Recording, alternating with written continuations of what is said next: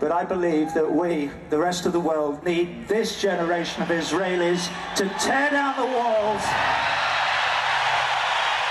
How did you gauge the reaction of young people in Israel to that separation barrier and even their current policies towards Palestinians?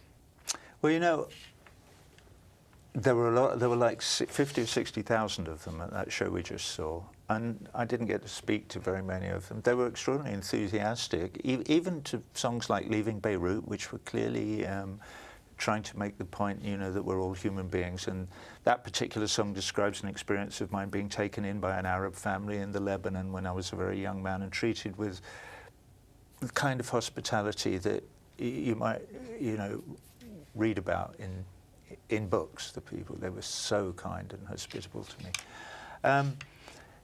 There were one or two responses to that saying, who does he think he is coming here and telling us what we should be doing or whatever. However, I know from many Israeli friends of mine that there is a movement in Israel, not just restricted to young people, but a general movement that we never hear about in the United States of America of refusing.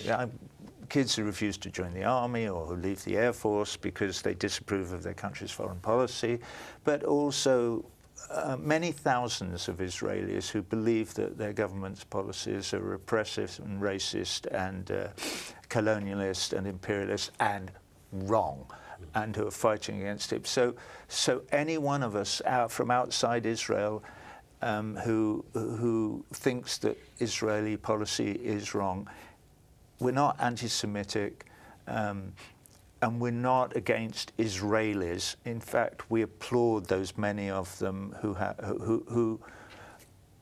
whose humanity transcends both their religion and any nationalistic fervor that they might regress to. I think we're all human first, and that any movement towards a nationalistic and jingoistic attitudes is a regression into something that is actually beneath us. Interesting, because I was reading how you'd said that there's a fairly prevalent, quote, cynical view that human beings as a collective are incapable of developing a more humane, that's to say, kinder, more generous, more cooperative, more empathetic relationship with one another, and that you disagree. And I wonder what gives you that optimism, considering all you've seen. I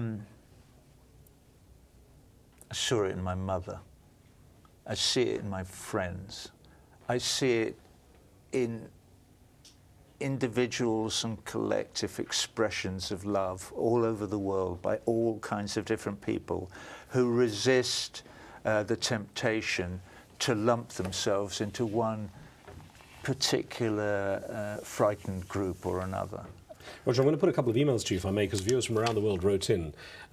Just get some of these out quickly to you. One came in from South Africa, from Kamarin Peter, who wrote in saying, how do you respond to the notion that being pro-Palestinian carries an anti-Semitic agenda? Well, it's nonsense.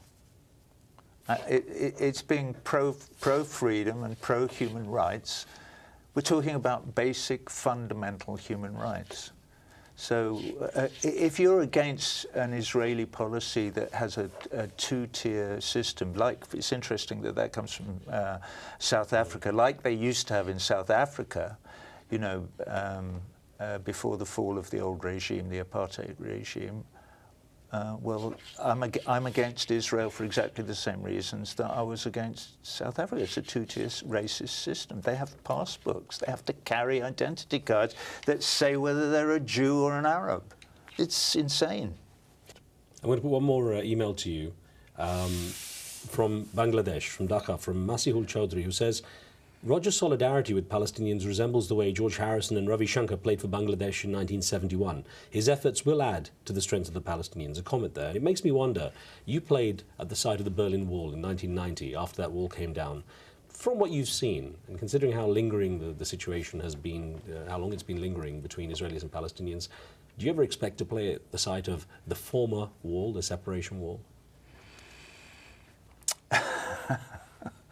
Well, wouldn't it be great to say yes?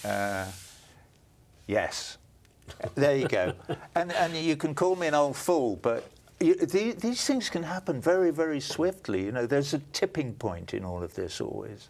And I wouldn't want to say no, because that might discourage those people who believe in a peaceful solution. And I want to encourage that line of thought and encourage those people.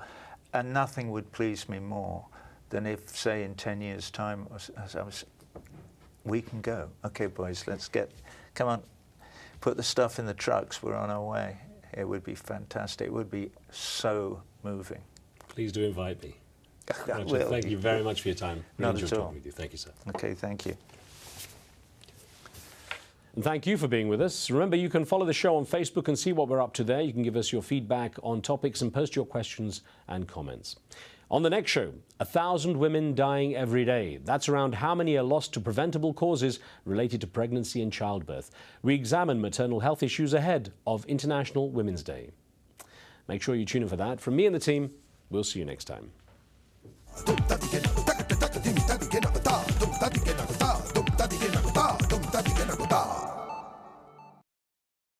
Business Latest is brought to you by Qatar Gas, delivering energy to the world.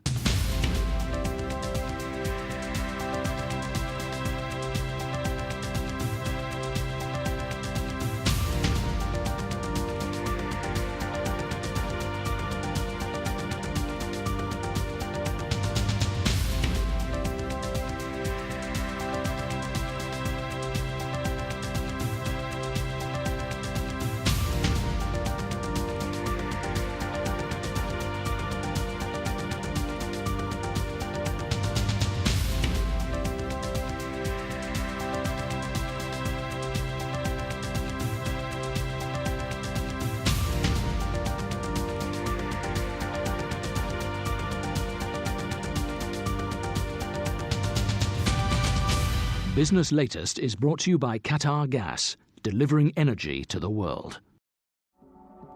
As protests, violence, and the call for political reform spreads across the Arab world, Al Jazeera's in-depth coverage of events on the ground brings you the news as it breaks. Ongoing coverage of the Libya uprising on Al Jazeera. All sides, all views, all ways. Al Jazeera. It is in the details. A look. A connection. The moments that reveal the truth. Award-winning documentaries from critically acclaimed filmmakers. Witness documentaries to open your eyes. At this time on Al Jazeera.